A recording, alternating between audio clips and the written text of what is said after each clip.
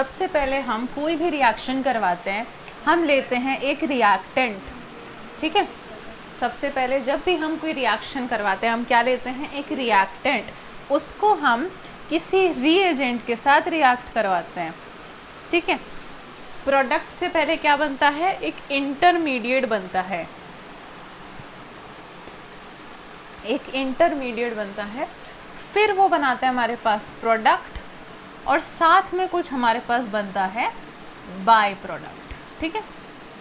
ये एक general form हो गया कि एक रिएक्टेंट है, उसको रिएजेंट की प्रेजेंस में हम रिएक्ट करवाते हैं, पहले इंटरमीडिएट बनता है, फिर एक प्रोडक्ट बनता है, साथ में बाय प्रोडक्ट बनते हैं।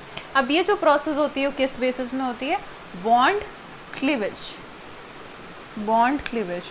अब पुराने बॉन्ड टूटेंगे तभी तो नए बॉन्ड बनेंगे, है ना। तो बॉन्ड किस तरह से टूटते हैं, अब देखो, कार्बन सिंगल बॉन्ड, ये मैंने मान लिया कोई भी एक ए कंपाउंड है, उसके साथ ये बॉन्ड बना रहा है।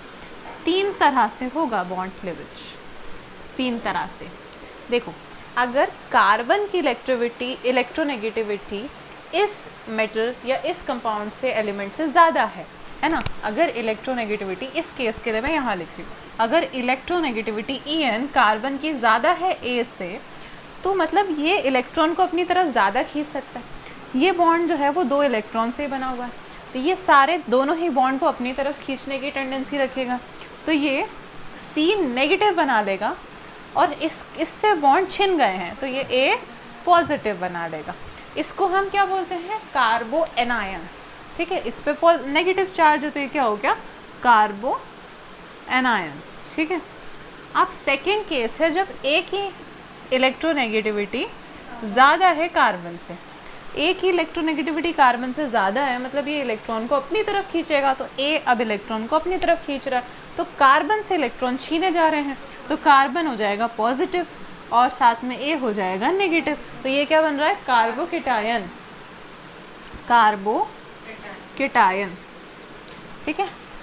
अब इस केस में क्या होगा, मैंने माना दोनों की इलेक्ट्रोनेगेटिविटी सेम है, EN कार्बन की और इसकी दोनों की बराबर है, तो ना ये अपनी तरफ सारे इलेक्ट्रॉन खींच पाएगा, ना ये अपनी तरफ सारे इलेक्ट्रॉन खींच पाएगा, तो ये कर लेंगे बराबरी की डील, मेरा मैं देखता हूँ, तेरा तू देख, ऐसे कि ये जो एक इलेक्ट्रॉन है वो इसके पास आ जाएगा, ये एक इलेक्ट्रॉन इसके पास रहेगा और बॉन्ड टूट जाएगा, तो carbon free radical plus A free radical, तो ये बना हमारे पास रेडिकल, फ्री रेडिकल, ठीक है। अब देखो, इस कार्बन के 3 फ्री बॉन्ड दिख रहे हैं हमें, इस कार्बन के भी 3 फ्री बॉन्ड होंगे, इस कार्बन के भी 3 और बॉन्ड होंगे, हाइड्रोजन के साथ किसी के भी साथ होंगे।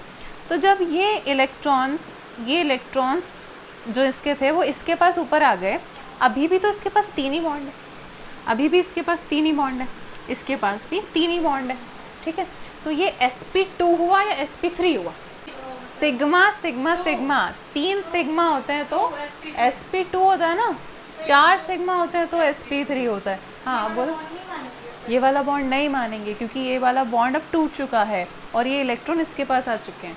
ये sp2 होता है कार्बोकेटायन, sp2 एनायन भी और केटायन भी, और फ्री रेडिकल भी, क्योंकि फ्री रेडिकल हम देखेंगे इसका काफ़ी बिहेवियर जो है वो कार्बोकेटायन जैसा होता है, आगे देखेंगे। अब देखो, इन दोनों में क्या हुआ, इक्वल बॉन्ड क्लीवेज नहीं हुआ, तो इसको बोलते हैं हेटेरोलिटिक, मतलब अनइक्वल, हेट्रो मतलब अनइक्वल, तो ये हेटेरोलिटिक बॉन्ड क्लीवेज है, हेटेरोलिटिक बॉन्ड क्लीवेज।